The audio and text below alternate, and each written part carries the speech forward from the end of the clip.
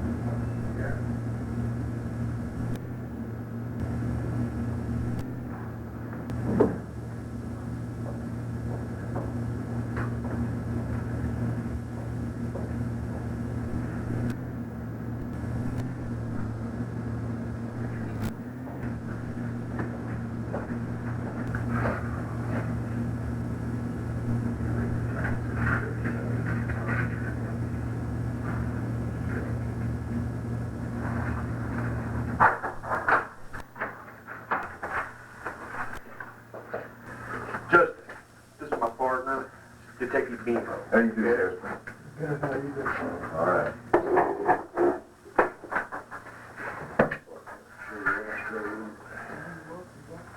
What time you got, Bob? I have 7:50 p.m.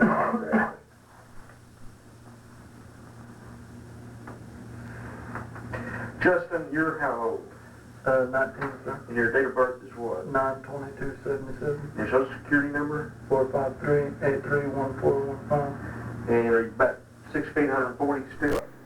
Brown hair and hazel eyes? Well, we got like a red tint in my Yeah, I see. Well, it's just a small red tint. Yeah, there you go. My purpose? mom's got real red hair. Really? Oh, that's natural then. Okay. Justin, what we want to do is talk with you about this thing. I'm sure these officers told you what you were being brought down here. Yes, sir. What they tell you? And I was interested for marijuana, I think. Uh-huh. And so you're technically under arrest right now. And we want to talk to you about this deal, okay? But before we do, my partner, he's going to advise you of what we call the Miranda warning. He's got a card, he's going to read your rights to you to make sure you understand those, okay? And before you make up your mind on anything, I want you to hear some of the things that we got to say to you and, before we talk. But at any rate, let me read your rights to you. You have the right to remain silent. Anything you say can and will be used against you in a court of law. You have the right to talk to an attorney and have him present with you while you are being questioned. If you cannot afford to hire an attorney, one will be appointed to represent you before any questioning if you wish for one. If you do decide to make a statement, you may stop at any time. Now, do you understand these rights I've read to you? Yes, sir. Okay, do you want to discuss this incident with us? Yes, sir. I'm sorry? Yes, sir. Okay. The thing about it is, Justin, we think, we know that this involves more than just you, okay? We've got witnesses, and we've got other people, and we'll most likely have physical evidence. You know what I'm saying? On this thing.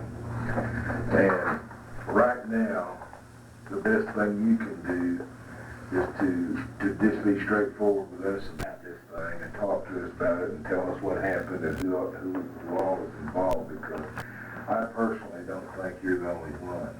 Everybody that we talk to is putting it on you, okay? They're putting the whole thing on you, and they're going to leave you holding the bag. In other words, if you just said you don't want to talk to us, you want to talk to an attorney, and we'd march you down to the jail and we'd book you in for this charge. and you'd be facing this thing on your own. And I don't think it's just you. I think there are more people involved, and you can straighten out a lot of things, and I just don't think you should take the whole thing. Now that gentleman that we talked with, I say we, the cops, when we were out there, is his last name Brassfield? Yeah, Brassfield. Yeah. Well, Mr. Brassfield, of course, doesn't know what we know about this, Justin. And he likes you, alrighty. And it's my understanding that you worked for him when you came up from Texas here. How long ago was that? It was like July 3rd when we came up here during the summer. Oh, Like the day before. Okay. What is it, 4th of July? Yeah. Who came up here with you? One of your brothers? Yeah, my brother Wes Is Taylor. Wes Taylor? Yeah, he's got a different last name than I do. He's my stepbrother. Half brother. Well, Or is he just my a mom step- married his dad. Oh, I see. Okay. So he's not even a half brother, he's just a step brother. Yeah. Okay. So why did you leave the construction crew? Because me and my brother were working for this construction crew, and then we were going to try to make it here in Oklahoma City, you know, and build up a life here and everything. And so we got to talking to the manager of the motel there. Who And is? Rich. I don't really know his last name. And Would you know if you heard? I think it starts with a T, but Glossop? yeah, I think that kind of sounds right. I knew it was some weird name.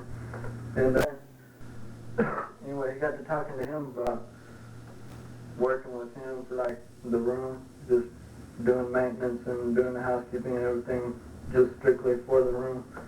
And so we started doing that for a little while. And then my brother was like wanted out of Tarrant County, or he was up here on probation from Tarrant County. And his dad tracked him down to that motel and talked him to go in and turn himself in. So I stayed there for a while. And then one of the bosses, because there's like two bosses in this, Rob Brassfield, which is like the main boss, he does our payroll and everything like that. And then his brother, Mark Brassfield. Anyway, Mark came by the motel one time, like a couple of weeks before Christmas, and told me that as long as I was in Oklahoma City, or as long as they were in Oklahoma City, or I could find them, that if they were doing work, that I was more than welcome to come back to work. And then, but he told me he was going to California for a couple of weeks. How did he know you were at the motel? Because he knew he knew that me and Wes had quit him to work for this motel, because we still had one roommate named Jesse. I can't even think of his last name. He was a Mexican guy that was living with us when we quit him. And he was still working for these guys, and he knew that we was working for the motel. And so he just came by cruising by one day, and I happened to be outside, and he stopped, and I talked to him and everything. What kind of work does he do? I mean, what kind of work do you do for him? For the brass guys? Yeah. Roofing. Roofing? They have reservations, are they just? They contract from like All-American out of here. And Oklahoma City. They have a lot of work here in Oklahoma City? Yeah, they've been pretty busy since July 4th. So they just never have gone back to, where did you come from out of Texas up to here? From Eastland County. Cisco? Yes, Cisco. Okay. Is that where the main company is? That's where they're from. That's where they usually roof from. And then they're kind of like what I guess you could call stormtroopers. Wherever there's a heavy storm at, they know, quite a few people, or quite a few companies that they can go contract from wherever there's a good storm at. I see. Well, this is kind of a bad time of year, isn't it? I mean, it's cold, it's spring. Oh yeah, well they still got quite a bit of business, so they're just like doing like, when this cold spell hit, they've been just working like 4 or 5 hours a day, putting on about 10 square a day, and then quitting for the day, and having everybody out in the cold all day long. I bet that's rough. Yeah, dude. We've been off. We took off the last 2 or 3 days, except for today. We went and put a 15 square nail over on.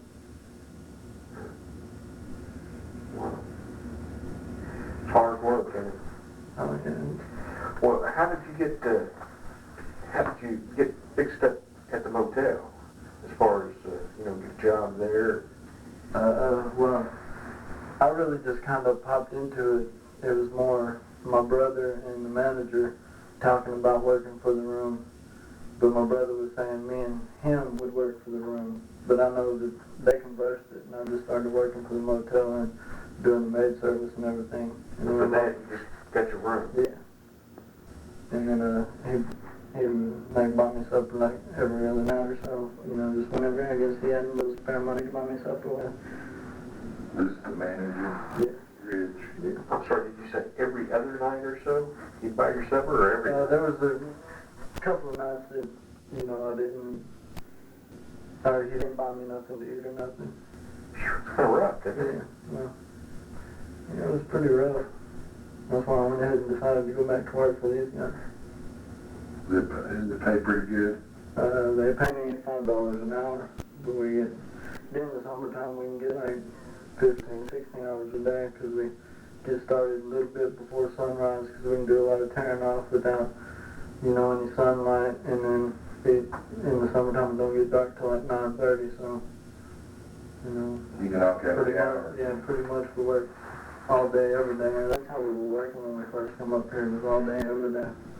But any day they can get a chance to work without it being really, really cold, then they'll work, even Sundays.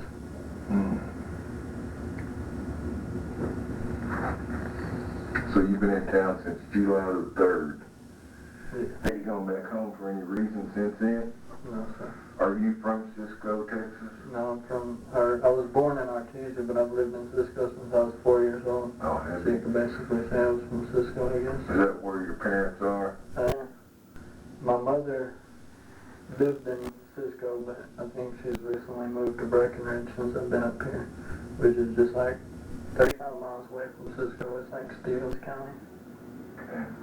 Are your mom and mother together? I mean, your dad and mom together, or they? No, my dad still lives in New Mexico that I know of. I haven't talked to him in several years. And my mom was dating a guy, Jose Reyes, that worked at Crest Ridge, which is a mobile home factory in Breckenridge. Okay, so that's where she's at now. Yeah. Do you maintain pretty close ties to your mom? I haven't called her in a while. I see. Now, you have another brother besides Wes. Yeah, his name's Jeremy. Jeremy? He's Okay. my real brother. He's like a year older now. He's a year older than you are? Yeah. Is he in Breckenridge, or where's he at? Yeah, he works at that mobile home factory. Oh, he does? Or last I knew of, he did. I don't know if he still does, but he did when I came up here. Okay. Do you maintain any contact with him? No, I haven't talked to him in a while either. Okay. So who are some of your friends up here? The only people I really knew was like when people popped in and out that motel, and I just talked to them for a little while that they were in that motel, and then when they moved out, I really didn't ever hear from them. I see. So you So I just, didn't really, the only person I mainly associated with was the manager, okay. or the Well, I coworker. understand y'all were pretty good friends. We got along pretty good. I didn't have no problems with him or nothing. Well, do you want to, let's get down to business here. Do you want to tell us what happened out there, how this all got started, and run it down to us? You don't want to tell us about it? I don't really know what to say about it. Well, let me tell you, there's a lot of people, when something like this happens, everybody tries to save themselves. And everybody wants to make themselves look as good as they can, to the police. Because then all of a sudden, the cat's out of the bag and everybody knows what's going on. Well, they've made you the scapegoat in this. Everybody's saying you're the one that did this and you did it by yourself, and I don't believe that. Rich is under arrest, don't you? Well, I didn't know that. Yeah, he's under arrest too. Okay. So he's putting it on you the worst. Now, I think that there's more to this than just you being by yourself. And I'd like for you to tell me how this got started and what happened. And Well, I think one time right before my brother went and turned himself in, he had said something about, setting it up some way to where that place looked like it got robbed or something like that. And then he went and turned himself back into Tarrant County for violating his probation. And that's all I pretty much knew about that. well, no, I'm not talking about, now you're talking about maybe setting up a robbery at the motel and having Rich give a bad description and split the money. Yeah, I guess something like that. I really don't know what See, Rich told us you came to him with that idea. No, see, like, my brother came to him with, like, that idea, and then after my brother went and turned himself in, Rich had told me that Wes had said something like that to him. Was he trying to proposition you I into doing it? guess. Well, basically what he's saying, Justin, is that Rich told us that you're the one that came to him with that. He's putting it off on you. That's what he told us. Well, I don't understand And that. see, and now Rich is trying to save himself by saying you're in this by yourself. That it was all you're doing, and you're the one that did the homicide. It was you. That you came to him and told him about it. Is that true? Okay, why don't you straighten this out then? Tell us what happened. Well, I know that, like I said, that he told me that my brother told him that. Came up to him and tried to proposition him and like that, which I didn't know. I didn't even know my brother was gonna go, so my brother didn't even say nothing to me about it. And then, after he turned himself in, Rich had said something to me, that Wes had said something like that to him, but it didn't really go no further than that. Okay, fine. Okay. How about the man, the owner of the motel? That's what I want you to tell me about. I met him a couple of times, but I never knew when he was at the motel or nothing, but I met him a couple of times when we were trying to fix the TVs, which they had like some problem with the amplifier or something like that that produced the power to the lines. And so, I think we messed with it like twice, and then we went and bought a whole brand new system and put it in. And that's the only time I really ran into him is when we were trying to fix the TVs. Okay, are you saying that you didn't kill him? Yes, sir. Well, that ain't gonna get it. They're putting it all off on you. That's what I'm trying to tell you.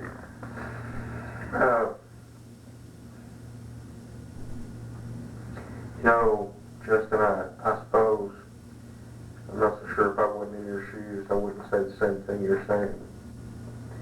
But we've gone to a lot of trouble, we've gone to a lot of work, investigation, and what you're saying there doesn't add up with everything else that we've discovered, not only with our technical investigation, but also you told some folks some things, okay? What do you mean? Well, what I mean is, according to Rich, you told him That you killed the man, the owner of the motel. and what we want you to do is try to do the manly thing here and get this thing straightened out. We want to hear your side of it. If it went bad and you didn't mean to do it, you need to tell us that. And that's what we'll tell the district attorney's office. But you need to get straight with us and tell us what's going on here. And this stuff about, I replaced the speaker system and the TV, and that's the only time I've ever run into him. That ain't gonna cut it, man. It's gone too far for that. Going way too far. There's too many other witnesses that have come forward that will testify against you. Okay? And if you don't try to get it straightened out with us and you go into court like that,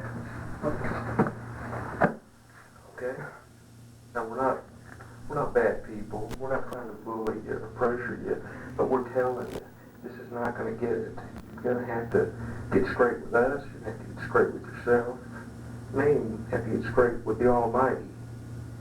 But you need to do that now. All right? Can you tell us how this all started? I mean, buddy, let me tell you, I can certainly understand your predicament. I don't know how in the world you managed to work just for your room.